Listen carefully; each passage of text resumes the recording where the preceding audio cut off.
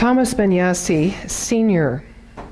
passed away in 1999. He was the speaker of the Wolf, Fox, and Coyote clan, elder of the Hopi Nation. He wrote this: "You have been telling the people that this is the 11th hour. Now you must go and tell the people that this is the hour, and there are things to be considered. Where are you living? What are you doing? What are your relationships? Are you in the right relationship? Where is your water? Know your garden. It is time to speak your truth, create your community.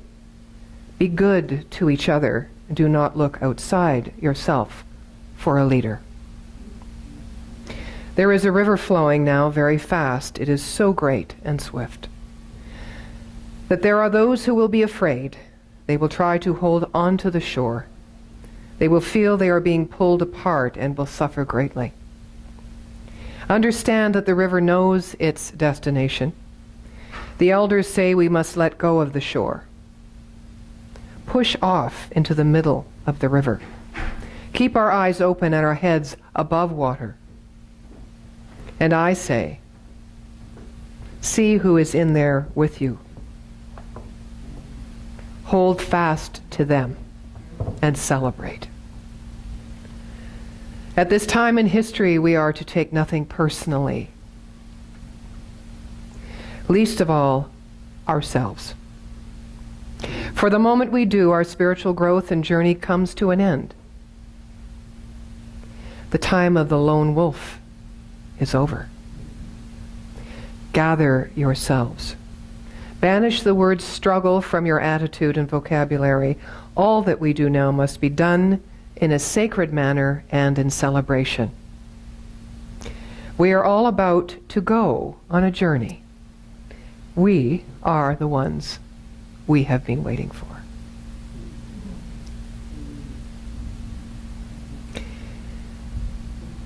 So this month I'm talking about the I in the shadow, bringing our whole selves forward into life.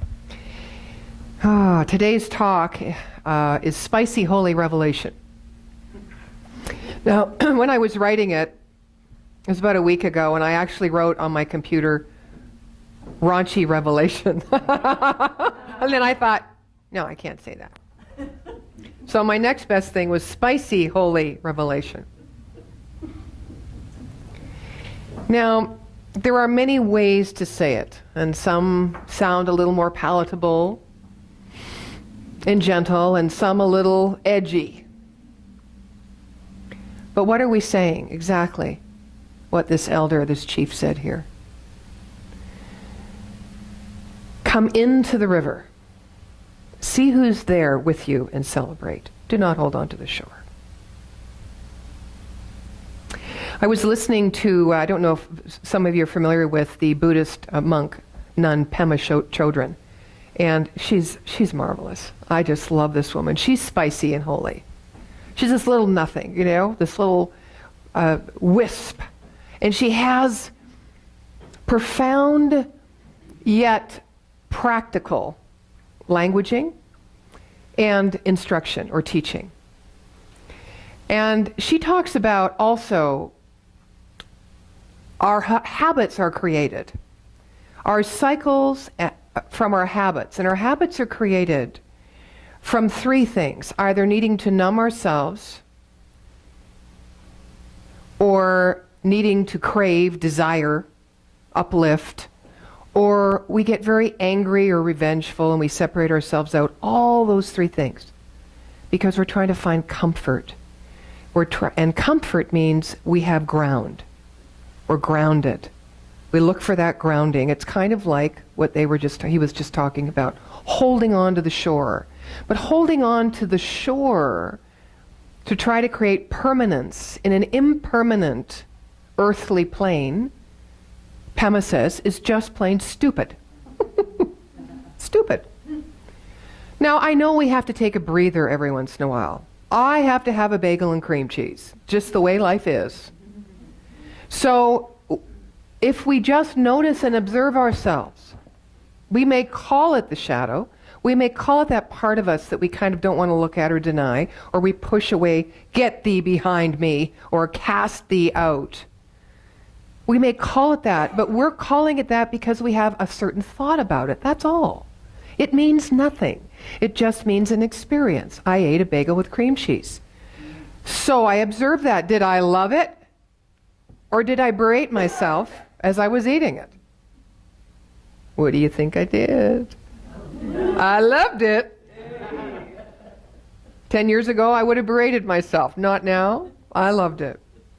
So I know it's a simple, kind of a silly little analogy, but it is applicable to everything. Let's go from the sesame bagel with cream cheese to the death of a mother. You know what? It's all the same thing. There's grasping. There's unfulfilled need or completion. There's holding on an attachment or no attachment. It's the same thing.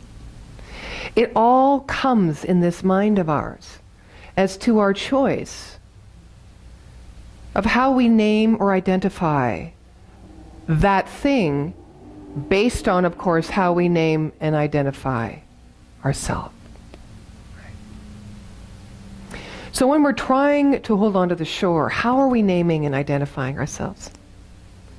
And when we freely cast ourselves into the middle of the river and allow the river that is a natural process of life itself move in the direction of its own good, take us on its wave, you can see the different experience.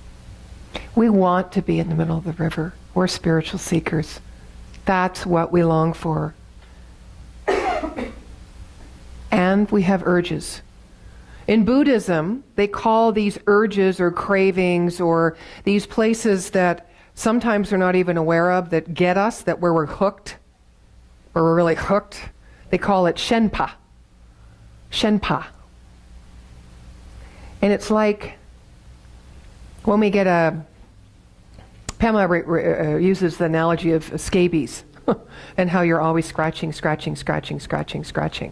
That's like our habits or our cycles of addictions to things. Addictions like attachments to things.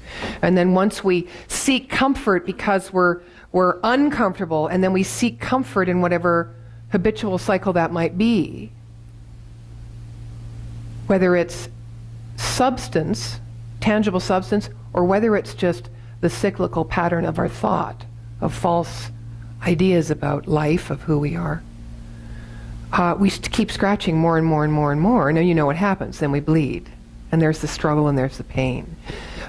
So she teaches, as we teach in Science of Mind, turn away from the condition, turn away from the Shenpa, turn away from it knowing that it doesn't have power, but do not deny its presence.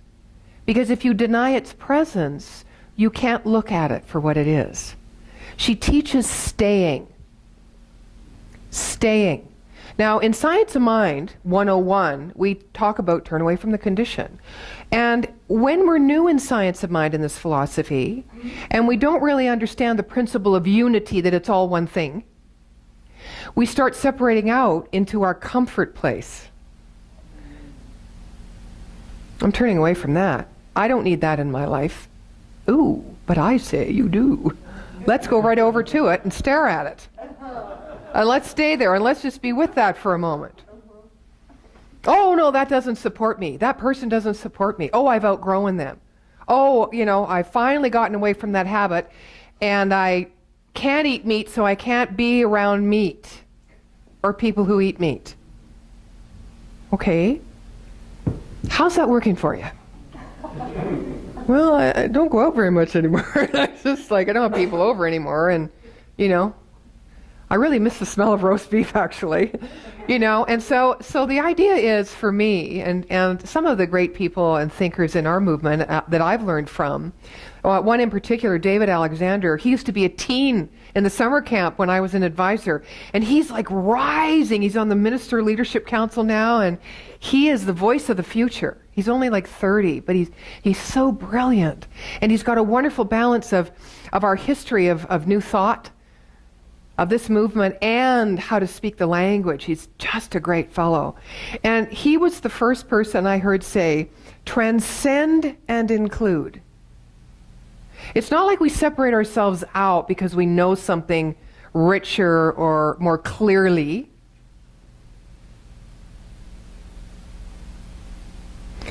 The reason we know something more clearly is because we don't separate ourselves out.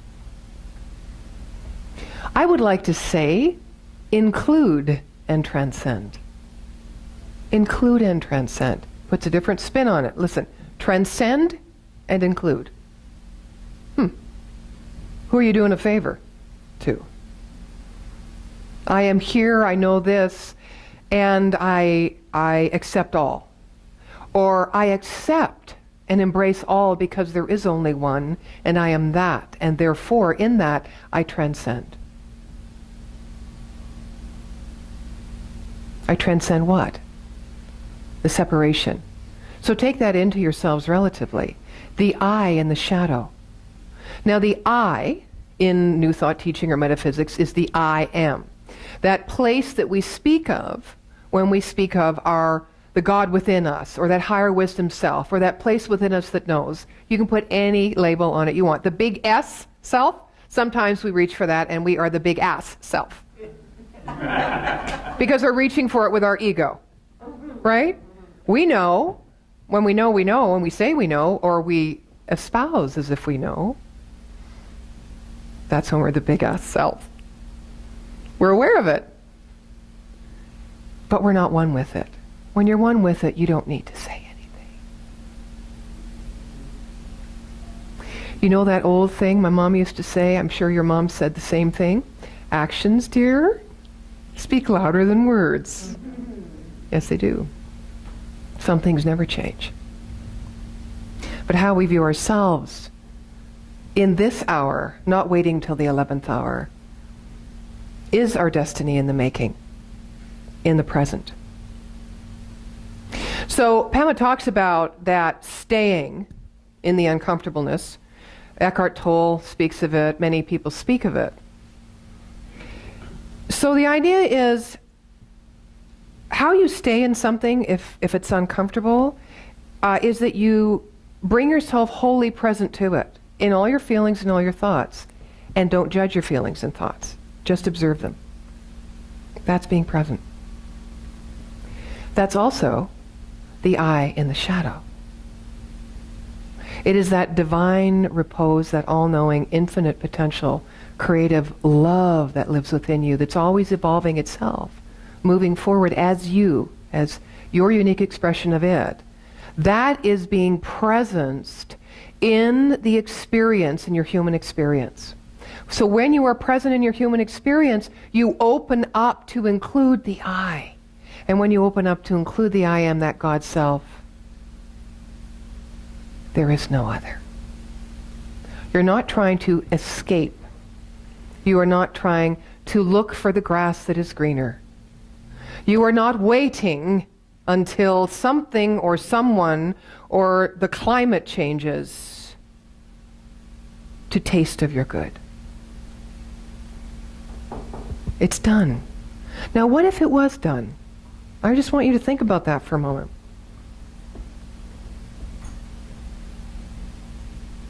I'm going to think about that for a moment. What if it was done? What would your life be like? What would this moment be like? What would your next decision be like? Where would you go when you walked out of this building? If it was truly done, and everything that you've ever wanted to be, everything that you've ever wanted to experience within you, which can be made manifest through your own manifestation, even if you have not literally done it, was complete. If you had no craving, if you had no emptiness, meaning loneliness, being bereft or abandoned. If you were not separate, but you were wholly complete within yourself in this moment, I'm not talking about the next moment, just this moment.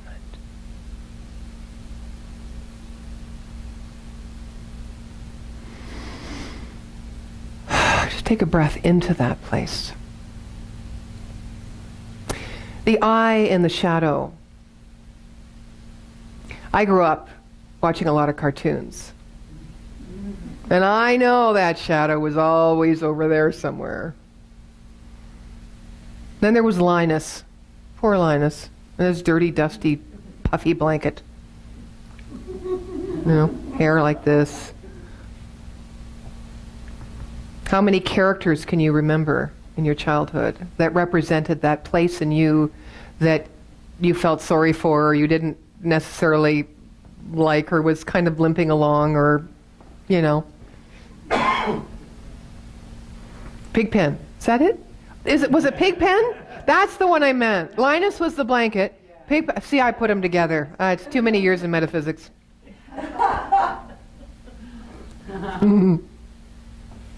Yeah. The shadow. That shadow. Oh, there's shadow work to be done, folks. Really? What if we didn't call it the shadow? What if we didn't name it? See, we have to name things to identify them, right? To bring our attention to them, and then to think about them. But what if the shadow was the glory?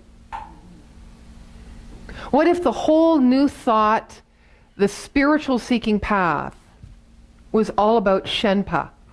Just observing that place within you where you constrict, where you resist, where you push up against, where you close in. I'm thinking. Pardon? You couldn't just have the thoughts of just that Shenpa level. That's right.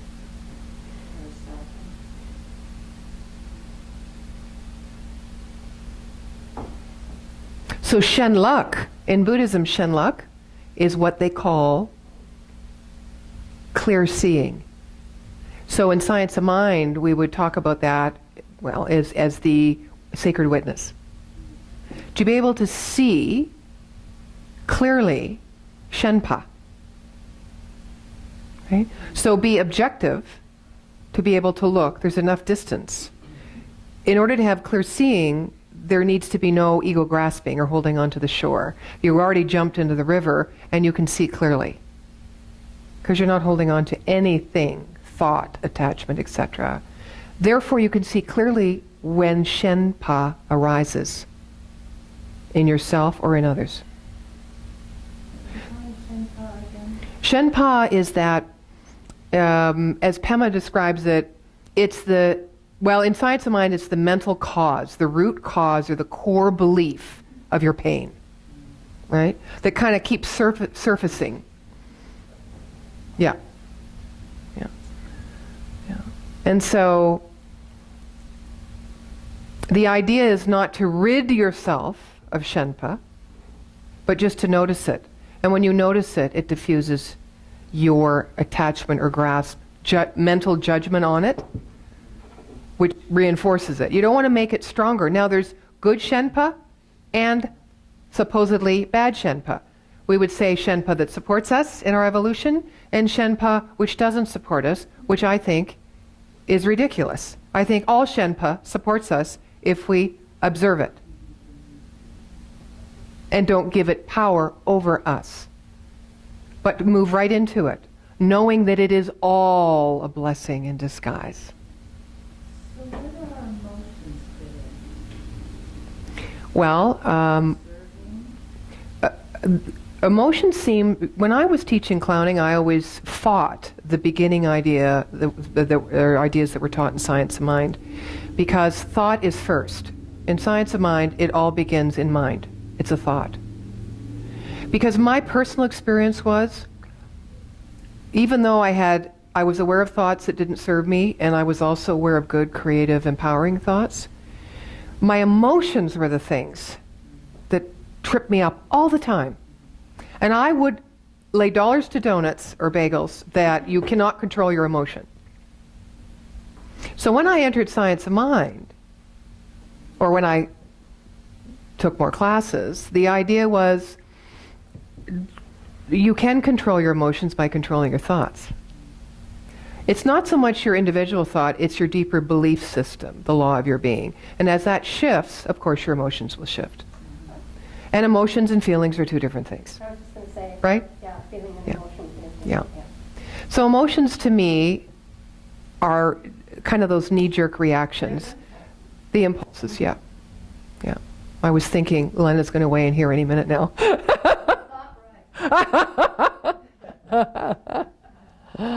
Yeah.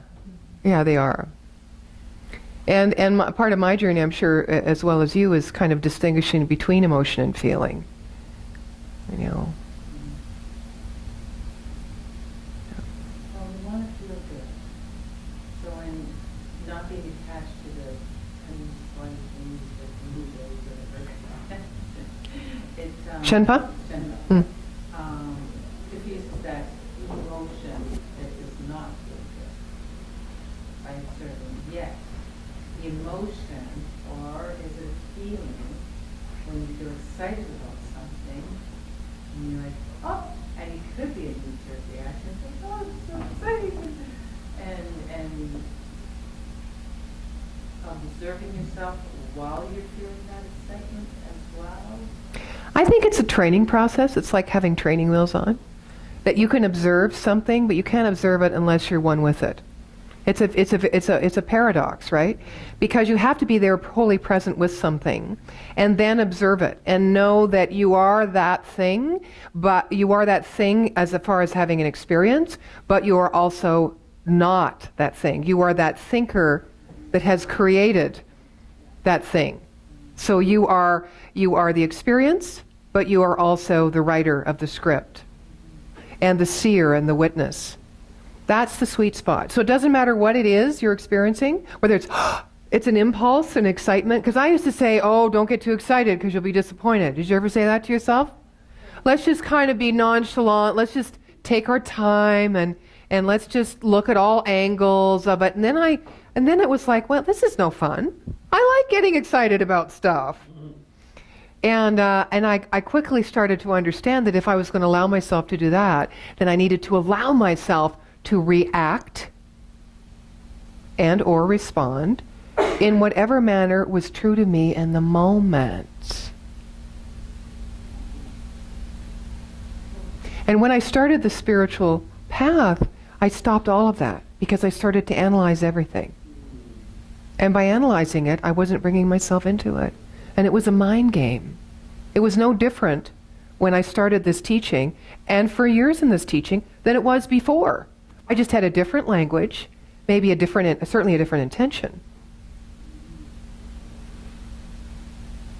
But now, which is what I said when we started today, it's about just accepting the perfection of who we are, where we are in each and every moment. Can it be that simple? Yes. Yeah, our perceptions can shift our DNA. Gary Simmons says that. The creator of long ago of stem cell research. Dr. Gary's. No, Bruce Lipton, sorry. Dr. Bruce Lipton. So the eye and the shadow. So I just want to close today by saying, put the shadow before you. Everything you needed to know about yourself and life and relationship and love and possibility is disguised in the shadow, is found as you cross that bridge into the depths of the wholeness of who you are. Not when, if, and someday, now, right now. Because truly, if you want to change anything, we must change our consciousness first.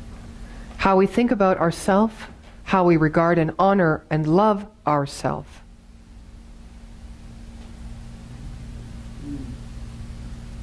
Is the key to anything that you could imagine in life for yourself. And it is that simple. The doing this is not, however, so simple. And yet, we have each other in the middle of the river. So let's celebrate this journey. And let's let go of the shore. The shore will always be there. Always be there. When we can start taking respite in the middle of the river instead of the shore, we will include the fullness of who we are, accept the fullness of others and what is going on in this world and back of this world equally, knowing that it is in divine order, just as the unfoldment of our life is. And so it is.